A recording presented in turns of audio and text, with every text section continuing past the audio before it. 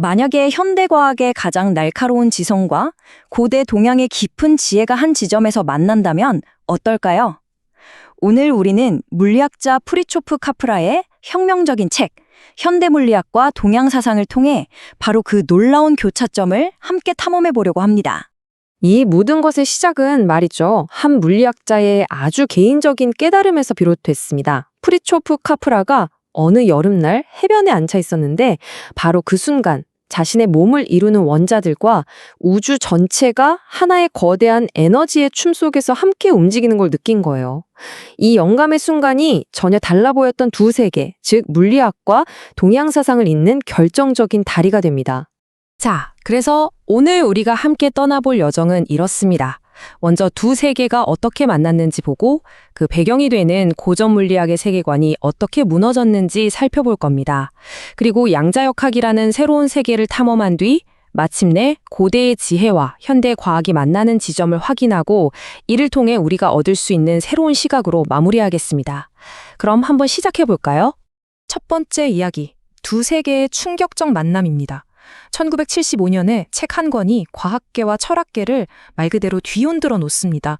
서구 문명이 수백 년간 쌓아온 생각의 틀 자체에 근본적인 질문을 던졌기 때문인데요. 이 모든 건 바로 한 물리학자의 깊은 깨달음에서 시작됐습니다. 아니, 이 책의 주장이 정말 대담했어요. 뭐였냐면 현대 물리학에 힘들게 발견해낸 최첨단 이론들이 알고 보니까 수천 년 전 동양의 신비주의자들이 이야기했던 지혜와 소름 돋게 닮아 있다는 거였죠. 정말 충격적인 주장이 아닐 수 없었습니다. 자, 두 번째 파트입니다. 무너진 세계관, 고전 물리학. 이 새로운 발견이 대체 얼마나 혁명적인지 제대로 알려면 그 전의 세상이 어떤 모습이었는지부터 알아야겠죠? 모든 것이 아주 정교한 시계처럼 예측 가능하게 딱딱 맞아떨어진다고 믿었던 바로 그 시대의 이야기입니다. 그러니까 예전에는요, 세상을 그냥 거대한 기계, 아주 정교한 시계 같은 거라고 생각했어요. 모든 부품이 각자 자기 자리에서 정해진 법칙에 따라 착착 움직이는 거죠.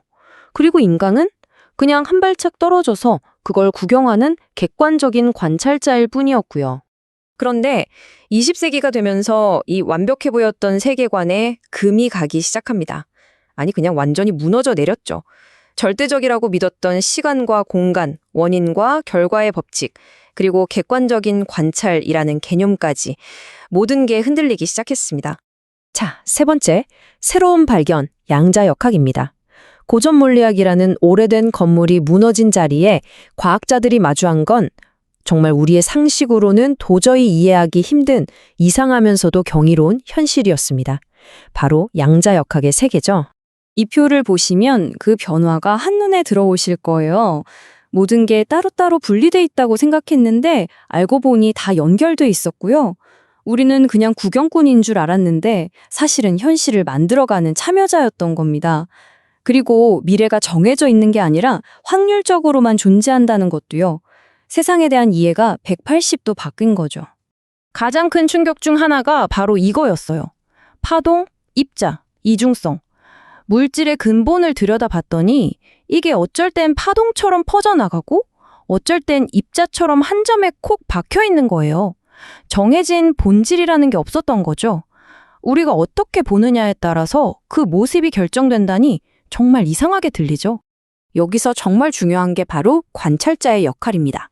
이건 마치 우리가 뭘 볼지 선택하는 행위 자체가 수많은 가능성 중에 자, 너로 정했다 하고 현실을 콕 집어내는 것과 같아요.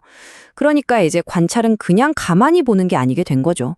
적극적으로 현실을 만들어가는 창조 행위에 가까워진 겁니다. 이게 어떤 결론으로 이어지냐면요. 결국 우리랑 상관없이 저 밖에 완벽하게 존재하는 객관적인 실제라는 건 없다는 거예요. 환상이라는 거죠. 우리는 우리가 보는 세상을 함께 만들어가는 어떻게 보면 공동 창조자인 셈입니다. 자, 네 번째 파트, 바로 여기가 오늘 이야기의 하이라이트입니다.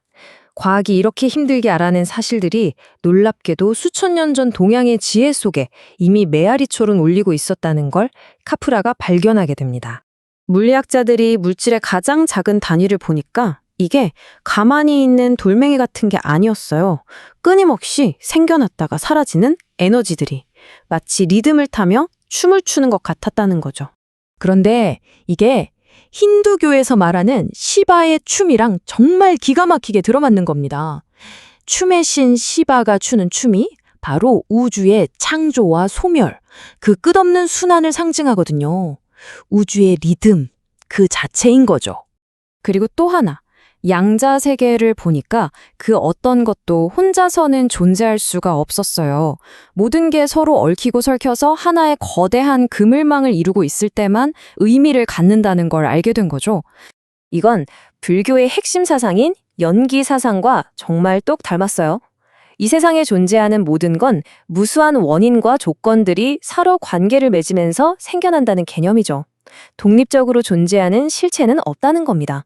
놀랍지 않나요? 자, 이제 마지막 결론입니다. 그렇다면 이 물리학과 동양사상의 놀라운 만남이 우리에게 궁극적으로 말해주는 건 뭘까요? 바로 세상을 보는 눈 자체가 바뀌어야 한다는 겁니다. 새로운 패러다임이 필요한 거죠. 카프라는 이렇게 주장합니다. 이 만남이 우리 인류에게 새로운 방향을 제시해주고 있다고요. 세상을 조각조각 나눠서 보던 관점에서 벗어나 전체의 연결성을 봐야 하고 멈춰있는 구조가 아니라 끊임없이 변화하는 과정을 봐야 한다는 겁니다. 그리고 무엇보다 자연을 지배하고 정복하려는 태도에서 벗어나 자연과 함께 협력하는 관계로 나아가야 한다는 거죠. 물론 여기서 핵심은 옛날 동양 현자들이 양자 물리학을 다 알고 있었다 이런 게 아니에요. 그보다는 우리가 세상을 이해하는 데는 두 가지 길이 있다는 거죠.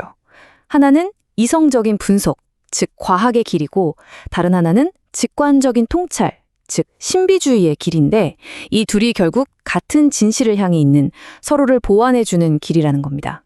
이 이야기는 우리에게 아주 흥미로운 질문 하나를 남깁니다. 고대의 지혜와 현대 과학처럼 전혀 상관없어 보이는 두 세계가 만났을 때 이렇게 놀라운 통찰을 얻을 수 있다면 앞으로 또 어떤 만남들이 우리를 기다리고 있을까요? 여러분은 어떻게 생각하시나요?